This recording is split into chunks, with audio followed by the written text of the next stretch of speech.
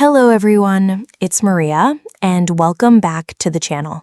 Before we get into today's story, if you could do me a quick favor and hit that like button and subscribe, it really helps me out.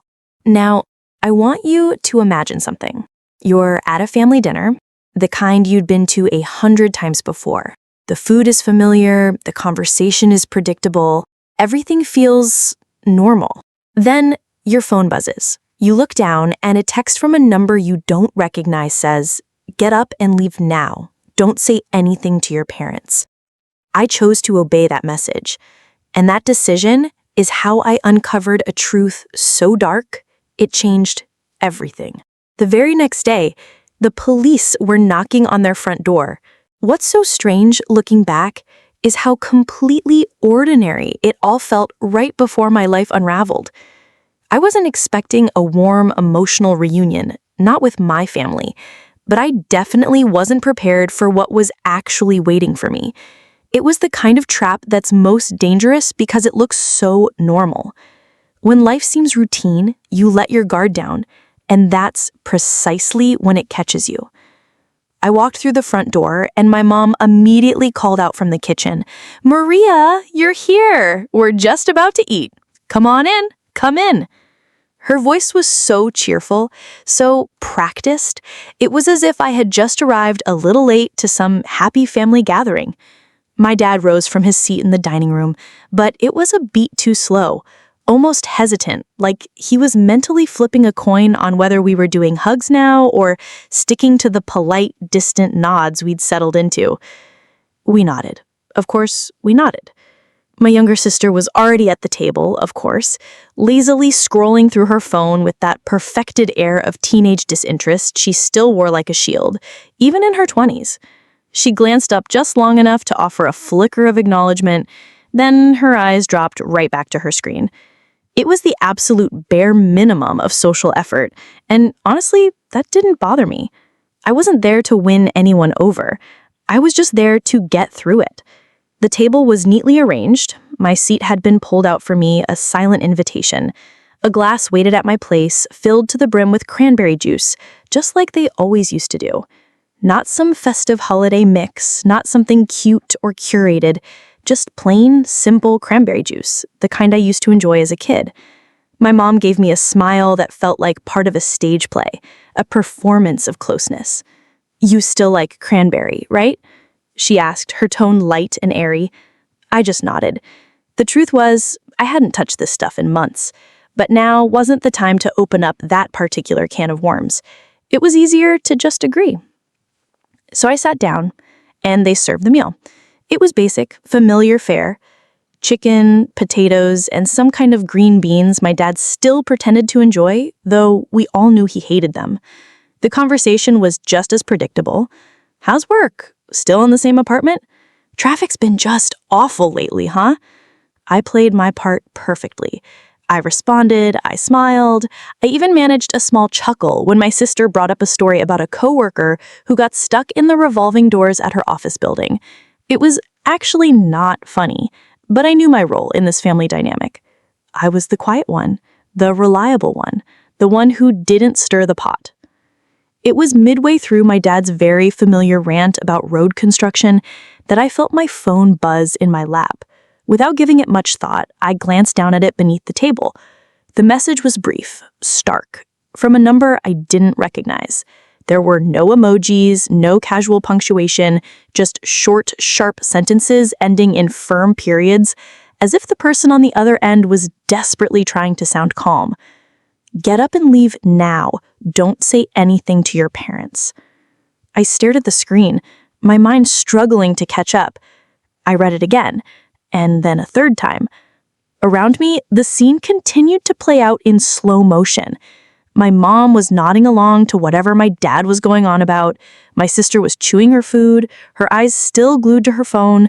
It was the picture of a normal family dinner, and yet I was holding a message telling me to run, as if the house had suddenly transformed into a danger zone.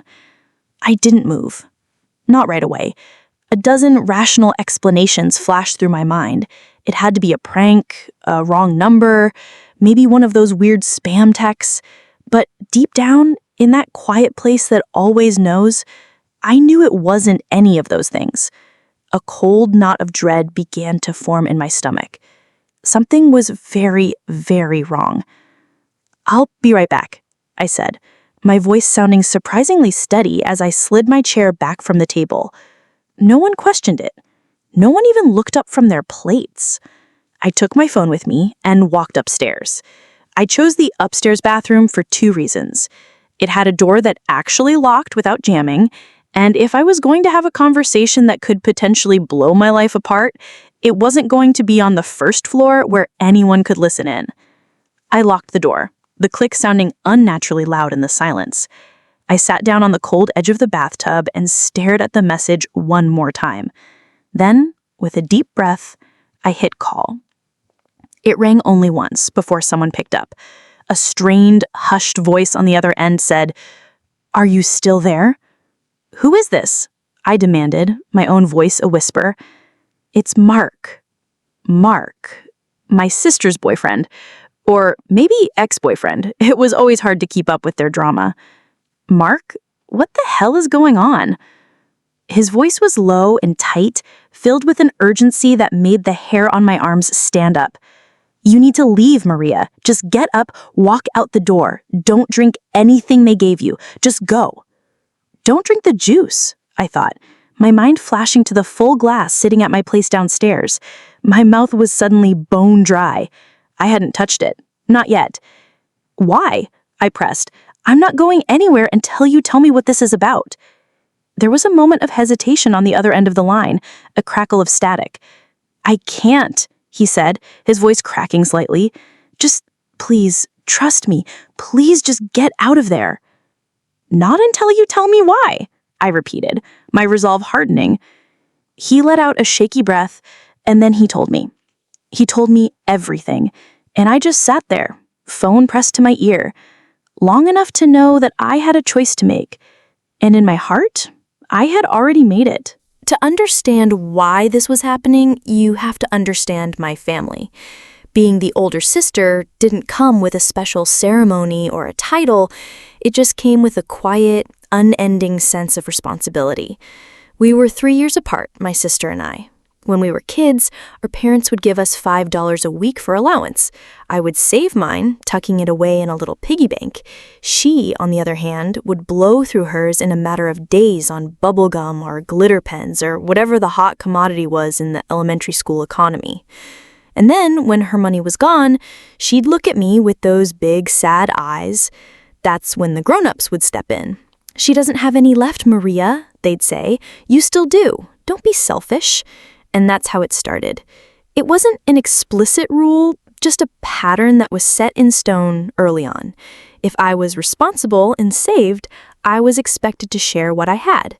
If she was irresponsible and overspent, I was expected to fix it. It continued into high school. I got a part-time job, working a couple of weekends a month at the local pharmacy. It wasn't much, but it was enough to buy my own clothes without having to listen to a lecture about the cost. My sister didn't work. She was younger, and no one ever expected her to. But if she wanted to go to a concert or buy some new gadget, guess who got the nudge? "She really wants to see that movie, Maria. She doesn't have her own money yet. You do." They always covered her essentials, but anything extra, anything for fun, somehow became my problem to solve. When I left for college, things calmed down for a bit. I was busy, constantly broke, and 2 states away. My sister was still in high school, and for a while, it felt like I had finally bought myself some breathing room. Then, I graduated and landed my first real job as a junior developer. It was entry-level pay with basic benefits, barely enough to cover my rent and the mountain of student loan payments. But in my parents' eyes, it was like I had won the lottery. The requests started slowly at first. "Could you help her with her college enrollment deposit? Her textbooks are so expensive these days. She's just really stressed about money." My sister had started college, studying something vaguely related to finance. And of course, she didn't have a job, she didn't have a budget, and she never asked me for money directly. That was always the pattern. She would go to them, and they would come to me. At first, I said yes, because I thought that now I was earning a real salary, helping her out would feel different, lighter. It didn't. It felt like the more I made, the more they expected, and not once did it feel like my money was actually mine. Then there was the issue with alcohol. In my early 20s, I learned the hard way that my body just doesn't handle it. Half a drink and I'm a mess. I once blacked out completely after just 2 sips of wine at a wedding. Since then, I've sworn off it completely. Nothing. Not even a celebratory glass of champagne. My family always knew this about me, but truly accepting it was another matter entirely. Oh, come on, Maria. Just a little sip. Don't be such a stick in the mud. It's not like you're allergic. I'd always decline, and they'd roll their eyes as if I was being deliberately difficult.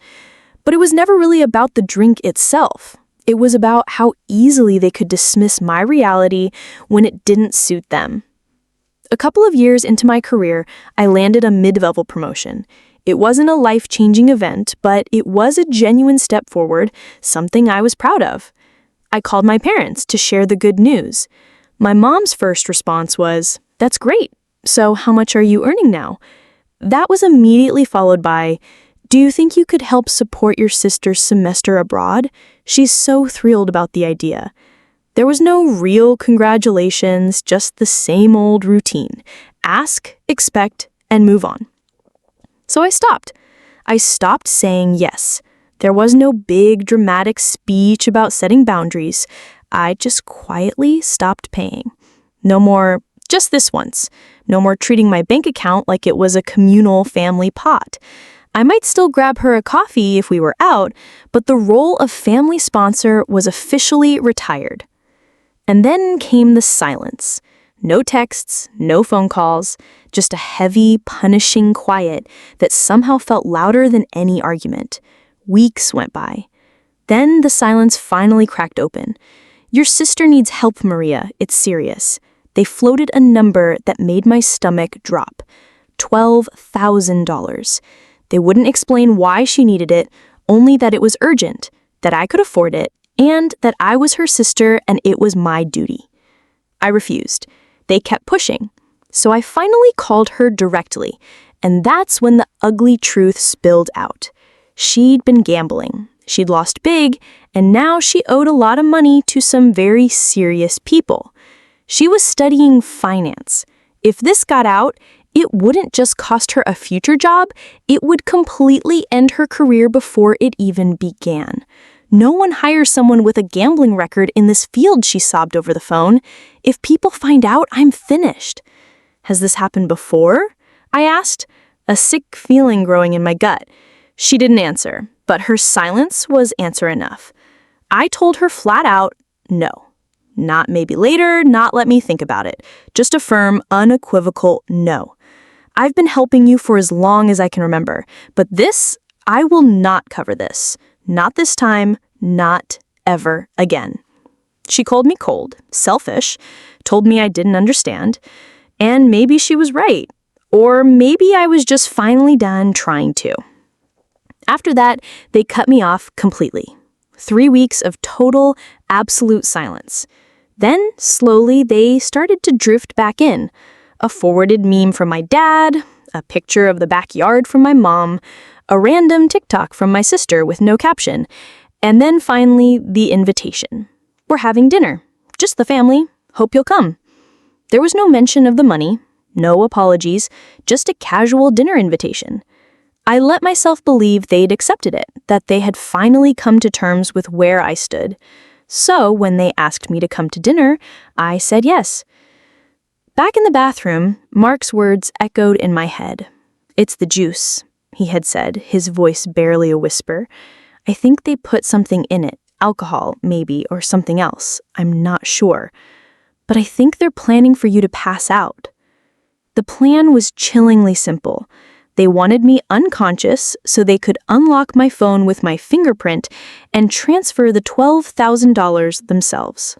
My blood ran cold. I looked at myself in the mirror, at the person who had spent her entire life trying to be good, trying to be helpful, and I felt a switch flip inside me. This wasn't just about money anymore. This was about a fundamental violation of trust, a betrayal so deep it felt like a physical blow. But I didn't panic. I didn't scream. Years of being the calm, logical one in a family of emotional chaos had prepared me for this moment. I took a deep breath, splashed some cold water on my face, and formulated a plan of my own. Before I ever walked into that house, a part of me must have known something was off. I had already enabled two-factor authentication on all my financial apps, the kind that requires a unique, time-sensitive code, not just a fingerprint. And I knew how to run an audio recording in the background of my phone, completely undetected. No flashing lights, no on-screen notifications. It was a skill I'd picked up in my line of work. They thought they were setting a trap for me, but they had no idea they were about to walk right into mine. I unlocked the bathroom door and walked back downstairs, a mask of calm composure firmly in place. I sat back down at the table. My mom looked at me, a flicker of something, impatience, anxiety in her eyes. "Everything okay, honey?" "Yeah, fine," I said, picking up the glass of cranberry juice. I brought it to my lips, tilted it slightly, and then gave a small, appreciative smile. "Tastes just like I remember," I said, setting it back down. But I didn't drink a single drop. A little later, during a lull in the conversation, I casually glanced toward the front window. "Was that someone just pulling into the driveway?" I asked, my tone innocent. All three of them, my mom, my dad, and my sister, turned to look. In that split second of distraction, I quietly slid the glass beneath the table, angled it just so, and let a small amount of the juice trickle out onto the thick carpet. Not the whole glass, just enough to sell the performance. It soaked in quickly, leaving a dark, damp spot they wouldn't notice until it was too late. A few minutes later, I put my head to my head and let out a soft groan. Oh, I feel weird, really tired all of a sudden. My mom leaned in immediately, her face a perfect picture of maternal concern. Her eyes were all softness, as if we were playing some new twisted game where she was the loving caretaker. "Are you okay, sweetie?" "Yeah," I mumbled, letting my eyelids flutter. "Just a bit woozy. I think I need to lie down for a minute." They didn't hesitate. They sprang into action, helping me from my chair to the living room couch like I was made of fragile glass. They treated me like I was precious, like they were selfless caretakers, not would-be thieves. I lay down, closed my eyes, and focused on keeping my breathing even and slow. "Don't flinch," I told myself. "Just breathe." The couch cushion was warm against my shoulder. Someone gently draped a soft blanket over my legs, and then, in the manufactured quiet of the room, I heard it. "Is she asleep?" my mom whispered. "Yeah, she's out," her voice filled with a chilling confidence. "Okay," my dad replied, his voice low and businesslike. "Let's do this quickly." I heard the soft thud of my phone being picked up from the coffee table, then something worse. I felt the delicate, purposeful touch of fingers curling around my hand. My thumb was lifted gently, expertly, and pressed against the phone's sensor. There was a pause, a moment of held breath, and then the faint vibration of the phone unlocking. There was something so quietly horrific about the whole process, the casual coordination, the complete lack of hesitation. They had planned this. They had rehearsed this. They just did it. "Okay," my sister whispered excitedly. "We're in." I could hear the frantic tapping of her fingers on the screen, the sound of numbers being entered into my banking app. "Routing number," my dad said under his breath. "She has everything saved," my sister replied. "How much are we doing?" my mom asked, her voice laced with greed. "Not all of it," my dad cautioned. "Just enough to settle it." "Settle what?" I wanted to scream. "Settle the consequences of your daughter's terrible choices?" I kept my breathing steady. I kept my eyes closed. "She won't even know," my mom said, her voice dripping with a sickening kind of reassurance. "If it goes through clean, she'll just think she blacked out and transferred it herself." "I told you," my sister said, a note of triumph in her voice. "She always blacks out after a drink. We just needed her to sleep through it." There it was, the entire ugly plan laid bare, spoken aloud, all three of them complicit. A tap, a pause, then my sister's voice laced with frustration. "It's asking for a code." "A code," she repeated, confused. "Two-step verification. She changed it." My dad cursed under his breath, a soft, irritated sigh. "Try another app." More tapping, frantic, desperate tapping. "Same thing," she finally said, defeated. "Everything's locked down." They sat in silence for a few seconds, the weight of their failure hanging in the air. Then my mom said, her voice flat, "Just put the phone back." They did. No apologies whispered in the dark, no second-guessing their actions, no hesitation at all. I waited. I gave them space to sit back down, to let their heart rates return to normal, and to reassure themselves that their plan had just hit a minor snag. Then I opened my eyes. I sat up slowly, blinking like someone waking from a shallow, disorienting nap. "Sorry," I said, my voice thick with fake sleepiness. "I don't know what that was. Felt like I blacked out for a second." They all stared at me, their faces a mixture of surprise and poorly concealed guilt. They looked at me as if they didn't quite know what I was anymore. "You sure you're okay?" my dad asked, his voice a little too loud. "Yeah, I think I just need some fresh air." I reached over and picked up my phone, holding it casually as if nothing had happened, as if it hadn't just been used as a weapon against me. "Actually, I think I'm just going to head home. I've got an early start at work tomorrow." They all nodded in unison. There was no protest, no awkward offer to walk me to my car, just a soft, hollow chorus of, "Thanks for coming, get home safe, let us know when you're back." It was as if we hadn't just crossed a line from which there was no return. At the front door, we hugged. We hugged like we always did. My mom, then my dad, then my sister, one after the other. It wasn't planned. It was just a reflex, a habit born from years of pretending. But as soon as it started, I felt something inside me crack. My mom's familiar perfume, the rough texture of my dad's jacket, the fleeting touch of my sister's hand on my arm. They were all normal, familiar things, but now they were all poisoned. I felt the tears welling up in my chest, a heavy weight I didn't know how to carry. This is the last time, I thought, a silent scream in my mind. This is the last time I'm hugging them. After tonight, we don't come back from this. I almost cried. I didn't, but it was close. I stepped back, forcing a smile that felt like it was tearing my face apart. "Thank you for dinner," I said. They smiled back, their own faces masks of relief. I opened the door, and I left. I didn't say a word about what I knew. I didn't ask what they had put in my glass. I just walked away, the audio file of their betrayal safely stored on my phone, a silent testament to the night my family died. I didn't drive home. I drove to the police station, like I was going to the grocery store. Not fast, not shaking, just a steady, determined calm.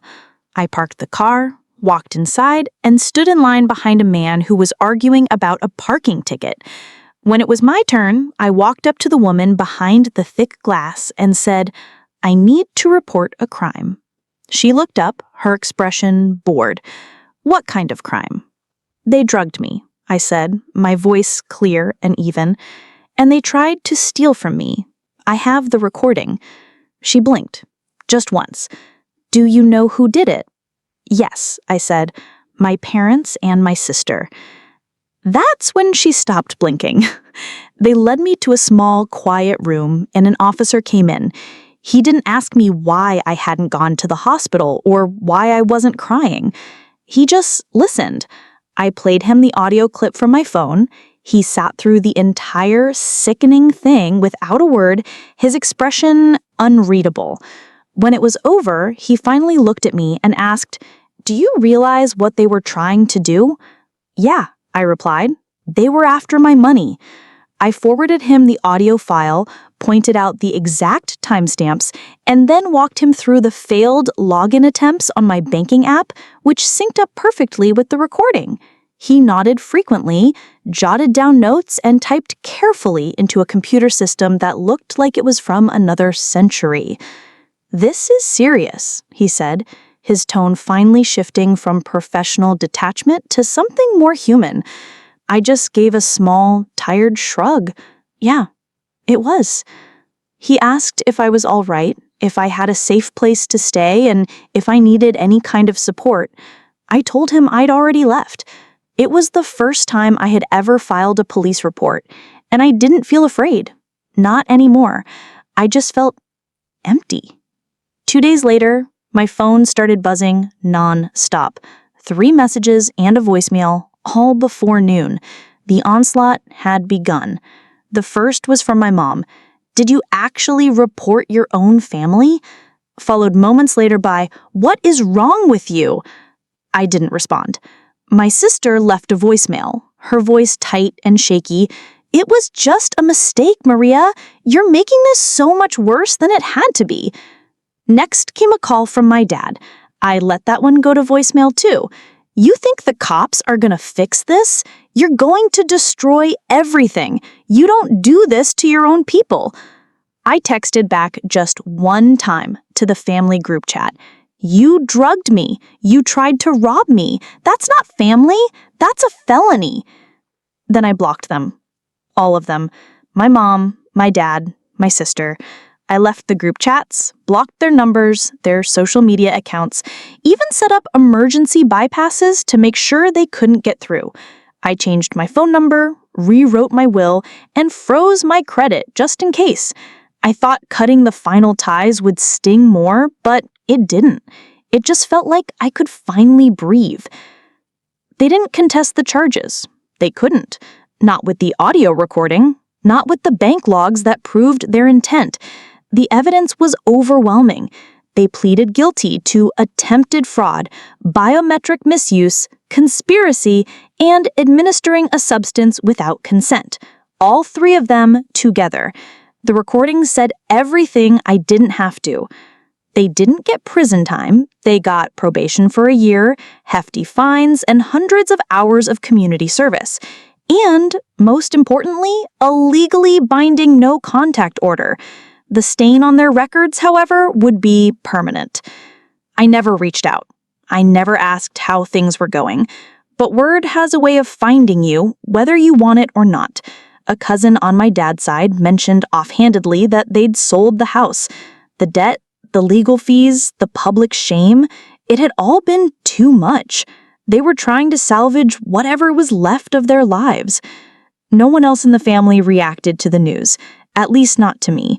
There was just a heavy, uncomfortable silence. As for my sister, I saw her once, by chance, at a grocery store in a town I rarely visit. She didn't see me. Or maybe she did and just chose to keep her face buried in a shelf of paper towels, as if it held all the answers to her problems. She was wearing the polo shirt and vest of a store employee, stacking products, avoiding eye contact with everyone.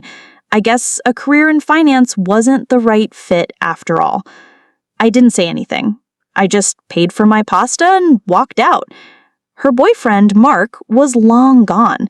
I heard from a mutual acquaintance that he had moved out just a few weeks after everything came to light.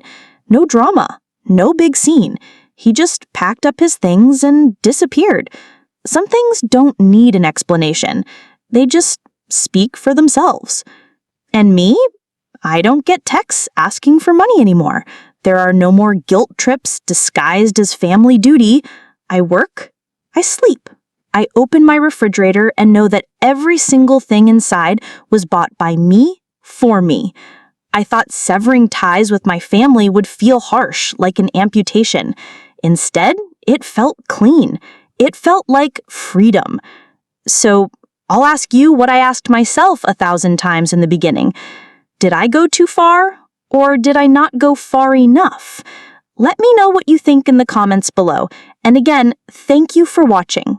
I'll see you in the next one.